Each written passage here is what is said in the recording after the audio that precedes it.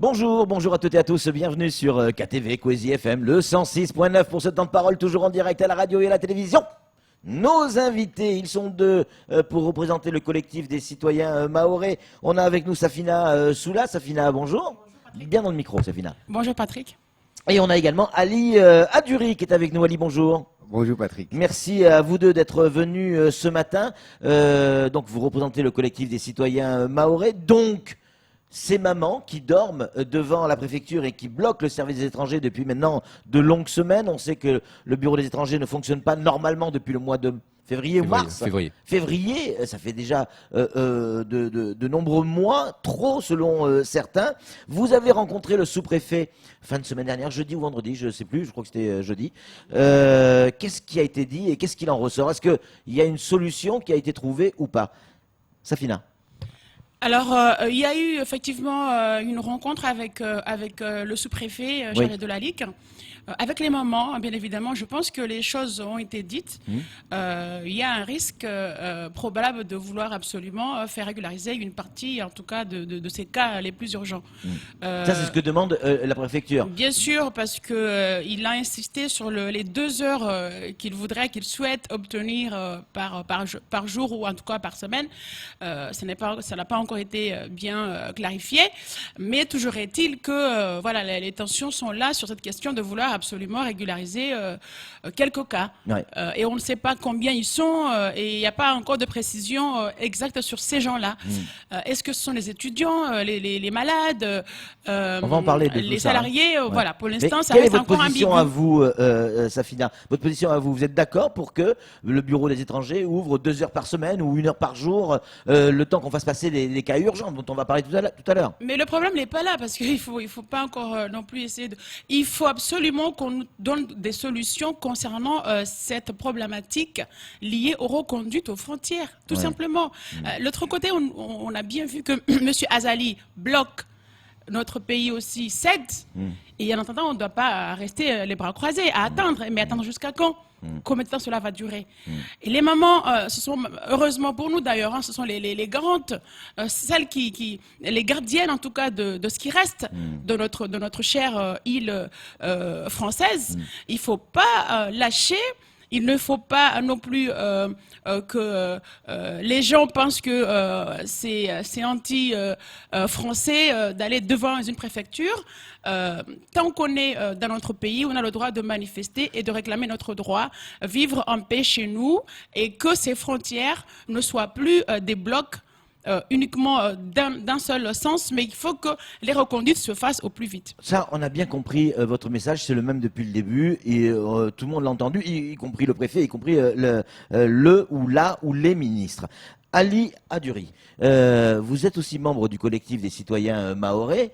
Jeudi, il y a eu une manifestation d'un certain nombre d'enseignants qui se retrouvent en situation irrégulière, des enseignants qui vont enseigner à nos enfants, y compris les enfants mahorais. Il y a des étudiants qui ne peuvent pas aller étudier en France parce qu'ils n'obtiennent pas leur carte de séjour ou leur visa parce que le bureau des étrangers est fermé. Il s'agit de gamins qui font des études. Eux, ils ne font pas de politique, ils n'ont rien demandé à personne. C'est peut-être une année de scolarité qui va être perdue. Est-ce que tout ça, vous y pensez quand vous bloquez la préfecture? Ali. Oui, bien sûr, Patrick. On sait très bien que la situation actuelle n'est pas facile pour tout le monde. Oui. Ces étudiants-là sont des étudiants, sont des enfants, bien sûr. Ils ont besoin d'aller de l'avant, mais il faut qu'on réfléchisse à une chose. Rien ne peut se faire si on n'a pas la tranquillité de ce pays. On ne peut pas étudier tranquillement dans ce pays si on n'a pas cette tranquillité. Nous, on cherche qu'une seule chose. La chose qu'on cherche, c'est d'avoir uniquement la tranquillité de ce pays, avoir un petit peu de reconnaissance envers nos élus et envers l'État, reconnaître que les Mahorais, ils ont besoin de ça. À partir de là, nous, on gêne personne. Ouais. À partir de là, les étudiants, ils peuvent avoir leur titre de séjour s'ils veulent, mais on est bien d'accord qu'on a pris cet engagement depuis le début jusqu'à aujourd'hui. Et seul slogan qu'on a jusqu'à maintenant, c'est de La réouverture des la frontières. réouverture des Ouais. frontières. Ouais. On peut- Dans l'autre sens, en fait, hein. on n'a jamais changé de slogan et on n'en veut pas à ce genre-là. Safina, ça y est, j'ai mangé ce que j'allais vous dire, mais c'est pas grave, on va y revenir. Sur ces étudiants, alors il y a le problème des étudiants, des enseignants, mais la santé aussi, il y a des malades qui doivent partir, et certains ne peuvent pas. D'abord, je reviens un petit peu sur la question des étudiants. Il faudra aussi qu'on sache exactement ce qu'on veut. On est là pour d'abord les intérêts des Mahorais, des Français. Dans notre propre pays, nos droits sont bafoués. Donc, concernant ces étudiants-là, il faudra aussi que le gouvernement comorien, en tout cas le président des Comores, s'en soucie. Nous, ce qui doit se soucier Il y a eu une manifestation anti-Azali ce week-end du côté de Kawini, un des Comoriens. pour éviter Ouais. ce genre de problème, ils doivent absolument comprendre qu'ici, des gens ne peuvent pas venir ici et se permettre de manifester. Bientôt, ce sera qui, les Africains aussi? Non, il faut qu'on arrête ces problèmes. Nous savons très bien que derrière ces manifestations qui se sont déroulées devant le vice-rectorat, derrière, nous avons aussi les associations humanitaires, des professeurs qui veulent se faire régulariser. Mais on va où? Comme ça, les Mahorais sont réveillés. On ne peut pas avoir Sauf des... que c'est ça la France.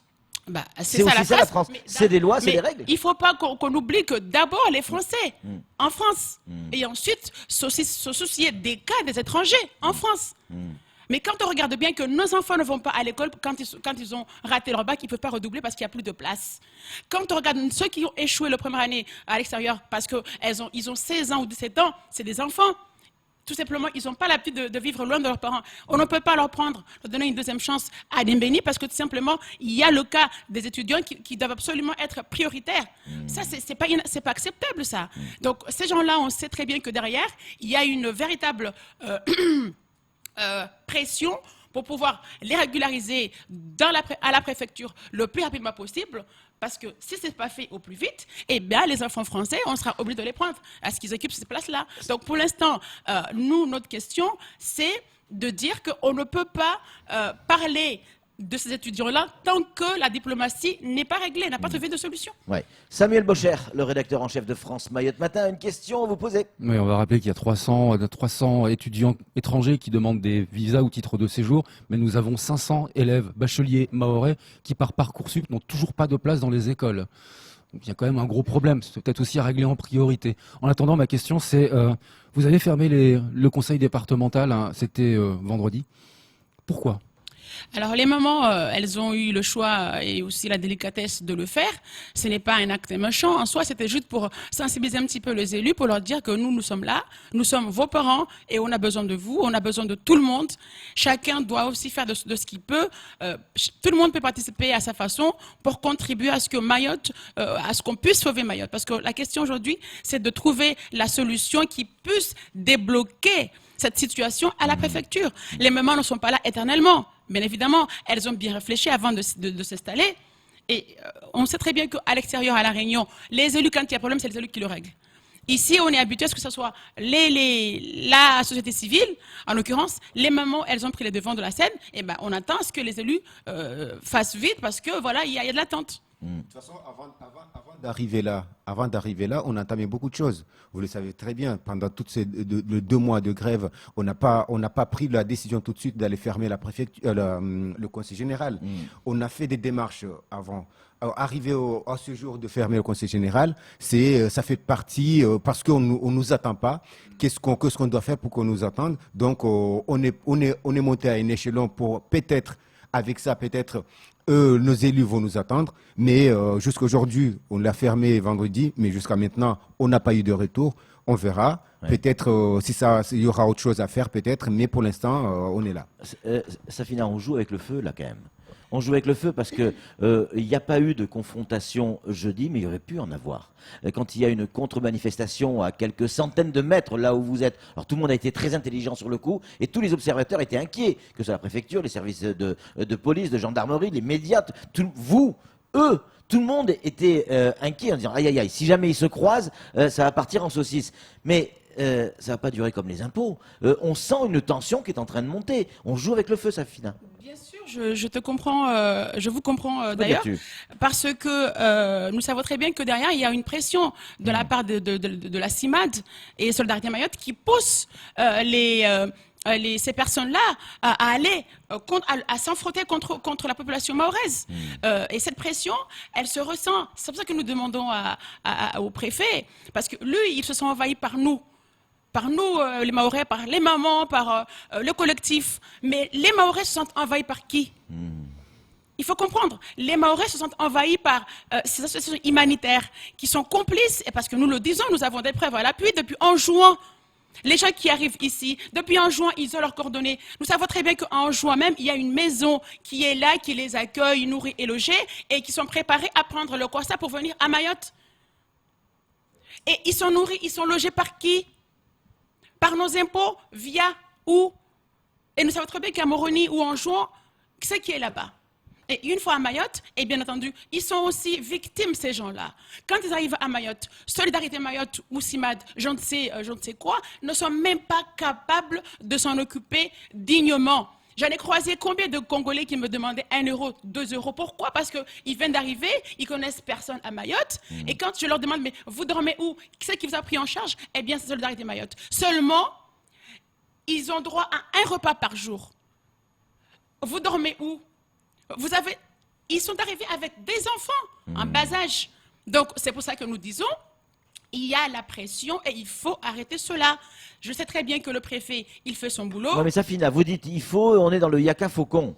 Pardon, mais là, à partir du moment où on a le président Azali, président des Comores, de l'Union des Comores, qui refuse clairement de récupérer ses ressortissants, qu'est-ce qu'on peut faire? C'est quoi la solution? Il faut négocier. On va pas attaquer avec des kalachnikovs les Comores. Alors, d'abord, il y a les élus qui doivent aussi rentrer dans la danse. Ils doivent absolument, impérativement et rapidement, ils savent ce qu'ils doivent faire. Deuxièmement, les séjours en question, il faut aussi les négocier parce qu'on ne peut pas aujourd'hui dire la Réunion a refusé parce qu'ils savent très bien que ces gens-là, dès qu'ils auront leur séjour, ils seront envahis aussi. Ce sont des séjours anticonstitutionnels. C'est des séjours discriminatoires. On ne peut pas avoir des séjours uniquement à Mayotte, mais que les gens ne peuvent pas sortir de Mayotte, en fait. On fait un ghetto, en quelque sorte. Et on fait un ghetto, et derrière aussi, le Quai d'Orsay bloque. Mais on marche sur la tête, là. On ne peut pas accepter ça. Donc c'est pour ça que je vous dis, les mamans ont leur légitimité à rester devant la préfecture autant qu'il faudra pour qu'on puisse enfin trouver une solution digne. Ça sent pas bon, hein. Ça pue ce discours. Pardon pour l'expression, mais on voit ces images. Regardez, on les a faites, je crois que c'était jeudi ou vendredi. C'est pareil ce matin. Ces mamans dorment sur place. On est devant la préfecture avec le drapeau français et des banderoles. Regardez cette image. C'est incroyable. On n'a jamais vu ça nulle part. Alors, il y a des menaces parce que souvent, il y a des gens qui passent, qui guettent, qui les surveillent, et qui font des provocations aussi le soir. Ah bon? C'est un vrai danger, exactement, parce que tout simplement, ils en ont marre que ces moments-là bloquent parce qu'ils ont envie d'avoir leur papier pour partir ou je ne sais pour quelle raison. Mais pour l'instant, ils sont assignés à résidence. Ils ne peuvent pas avoir leur séjour. Parce que ces séjours-là, comme je le dis, bloquent ces gens-là ici, alors qu'ici, ils n'ont pas de résidence, ils n'ont pas de loyer. Ils se contentent de récupérer quelques tôles par-ci, par-là, construire un petit banga, mettre un matelas, avoir 10 enfants dedans. Mais c'est pas ça la vie qu'ils veulent.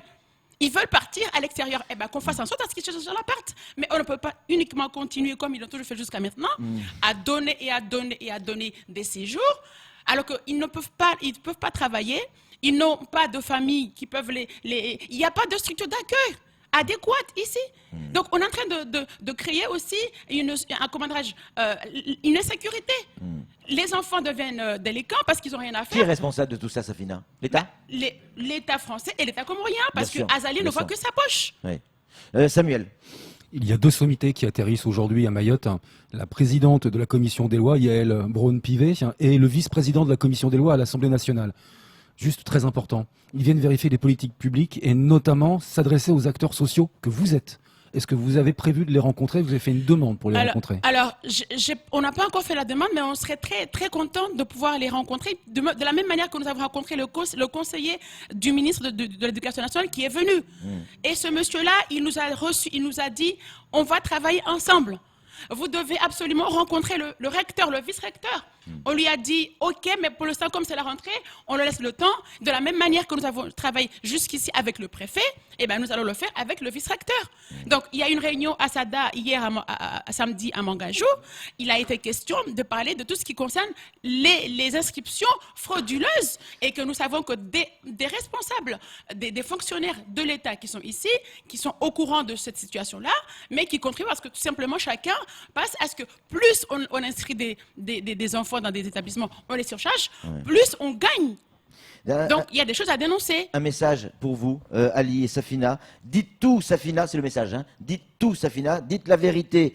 Les élus ne font rien car les Anjouanais français votent aussi à Mayotte ou leurs familles ou ceux qui font venir. Ça veut dire quoi? Ça veut dire qu'aujourd'hui, les électeurs ont les électeurs d'origine étrangère ont forcément une influence sur les élus. Mais est-ce que c'est pas ça, la politique? Ben, écoutez, si la police elle est faite pour tuer comment je peux dire, eh ben elle sert à rien. Ouais. La politique elle est faite pour servir à la population Ouais. et non pas faire le contraire, à les tuer. Donc si aujourd'hui nous avons des élus qui sont j'ai pas envie d'utiliser un mot méchant. Mais je ne pense pas quand même que tous ces élus-là sont concernés. Nous avons quand même des élus qui sont responsables. Nous avons aussi, jusqu'ici, ils sont venus ici pour s'exprimer là-dessus. Donc, nous avons des élus qui nous soutiennent. Qui nous soutiennent. Et le moment viendra où on espère avoir tout le monde. Ali, allez-y. De toute façon, on sait très bien qu'au jour d'aujourd'hui, les élus qu'on s'est approché à aller les voir, ces élus-là, certains nous disent, en fait, on voit dans leur langage qu'ils ont un peu peur de se montrer, peur de s'afficher. Pourquoi? Parce que ils ont peur tout simplement de leur mandat effectif. Mais on s'approche à ces élus-là, on va vers eux pour aller les chercher et leur faire part de notre tristesse aujourd'hui.